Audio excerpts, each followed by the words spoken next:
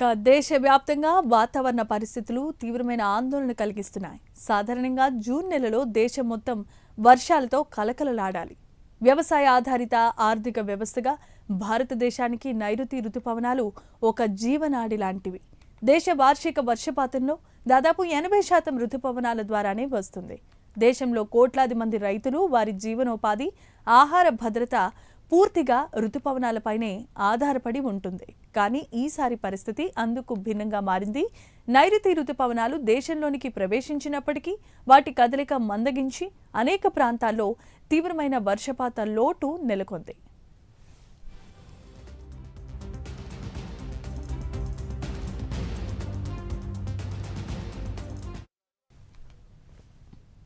మన దేశంలో రుతుపవనాల ఆగమనం, వాటి ప్రస్థానం ఎప్పుడూ ఒక కీలకమైన అంశమే. వేదకాలం నుంచి మన సంస్కృతి, జీవనశైలి రుతుపవనాలతో ముడిపడి ఉంటాయి. సముద్రం నుంచి భూమి వైపు వీచే తేమతో కూడిన గాలులు సూచించి మన దేశంలో భారీ వర్షపాతానికి కారణమవుతుంది. రైతులు తమ ఖరీఫ్ పంటల సాగు కోసం ఆకాశం వైపు ఆశగా ఎదురు చూసే నెల ఇదే. సాధారణంగా ప్రతి సంవత్సరం జూన్ 1న కేరళ తీరాన్ని తాకే రుతుపవనాలు ఈసారి జూన్ 4న ప్రవేశించాయి. ఇది 3 రోజుల జాప్యం. అంతకుముందు మే 26 నాటికే రుతుపవనాలు కేరళకు చేరుకుంటాయని భారత వాతావరణ శాఖ అంచనా వేసినప్పటికీ వాతావరణ పరిస్థితుల్లో మార్పుల కారణంగా అది సాధ్యపడలేదు. ముఖ్యంగా గాలుల వేగం ఆశించిన స్థాయిలో లేకపోవటం, బంగాళాఖాతంలో నెలకొన్న కొన్ని పరిస్థితులు రుతుపవనాల పురోగతిని మందగింపచేశాయని వాతావరణ శాఖ అధికారులే చెబుతున్నారు. ఇది దేశ వ్యవసాయ రంగానికి, ప్రజల జీవనానికి తీవ్రమైన ఇబ్బందులను సృష్టిస్తోంది.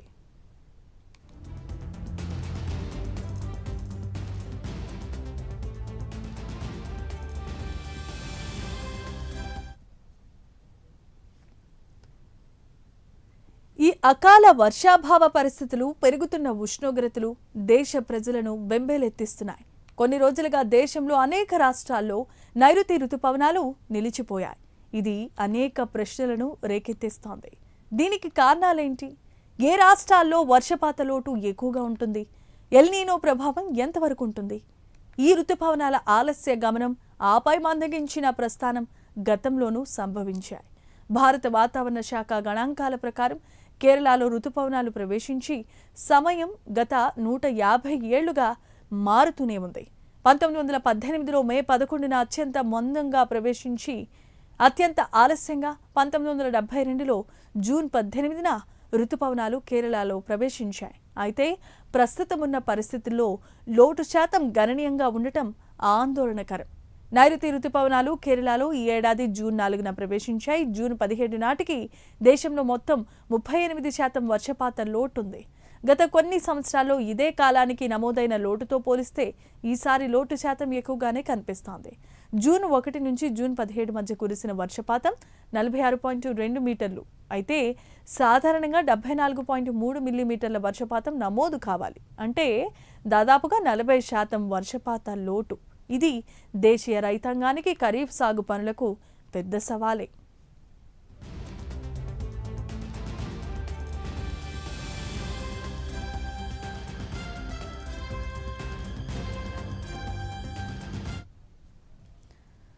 ఈ రుతుపవనాల కదలిక దేశంలో మధ్య, ఉత్తర, పశ్చిమ ప్రాంతాల్లో పెద్ద ఎత్తున నిలిచిపోయింది.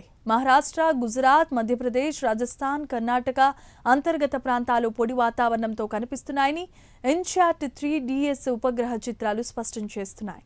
సాధారణంగా ఈ సమయానికి దట్టంగా కమ్ముకోవాల్సిన మబ్బులు లేకపోవడంతో రుతుపవన శ్రేణి బలహీనపడుతోందని స్పష్టమవుతోంది. వాతావరణ శాఖ అధికారులు కూడా ఈ పరిస్థితిని సీరియస్గానే తీసుకున్నారు. వాతావరణ నివేదికల ప్రకారం దేశవ్యాప్తంగా తీవ్రమైన వర్షపాత లోటు, ఉష్ణోగ్రతల పెరుగుదల వంటివి ప్రజలను తీవ్రంగా ప్రభావితం చేస్తున్నాయి. ఇప్పటికే ఉత్తర భారతదేశంలో అనేక ప్రాంతాల్లో, ముఖ్యంగా ఢిల్లీలో 40 డిగ్రీల సెల్సియస్కు పైగా ఉష్ణోగ్రతలు నమోదవుతున్నాయి. వేడిగాలుల ప్రభావం చాలా రాష్ట్రాల్లో కొనసాగుతూనే ఉంది. భారతీయ వ్యవసాయం రుతుపవనాలపై ఆధారపడి ఉంటుంది. వ్యవసాయ రంగంపై దీని ప్రభావం ఎలా ఉంటుంది అనేది ఇప్పుడు పెద్ద ప్రశ్నగా మారింది. భూగర్భ జలాలు కూడా తగ్గుముఖం పట్టే ప్రమాదం ఉండగా రాబోయే నెలల్లో తాగునీటి సమస్యలు మరింత తీవ్రతరం చేస్తుంది. జల వనరుల శాఖ అధికారులు ఈ పరిణామాన్ని నిశితంగా పరిశీలిస్తున్నారు. ఐఎండీ అంచనాలను చూస్తే జూన్ 23 నాటికి రుతుపవనాలు తూర్పు మధ్య భారతదేశంలో కొన్ని ప్రాంతాలకు అంటే తెలంగాణ, ఒడిశా, జార్ఖండ్, బీహార్, ఛత్తీస్గఢ్తో పాటు మరికొన్ని ప్రాంతాలకు విస్తరించే అవకాశం ఉందని భారత వాతావరణ శాఖ అంచనా వేస్తోంది. ఇది కొంత ఊరట కలిగించే సమాచారమే. అయితే రుతుపవనాల పశ్చిమ భాగం జూన్ 22 వరకు పెద్దగా పురోగమించే అవకాశమే లేదు. దీనికి కారణం రుతుపవనాలకు అనుకూలంగా ఉండే దిగువ స్థాయి నైరుతి గాలులు బలహీనపడటంతో పాటు పశ్చిమ హిందూ సముద్రం, అరేబియా సముద్రం మీదుగా వీచే క్రాస్ ఈక్వటోరియల్ గాలుల ప్రభావం తగ్గడమే. ఈ గాలులే రుతుపవనాలకు అవసరమైన తేమను అందిస్తాయి. వాతావరణ ఎక్కువ పొరల్లో గాలుల తీవ్రత కారణంగా వర్షాలు కురవటం లేదని వాతావరణ శాస్త్రవేత్తలు విశ్లేషిస్తున్నారు.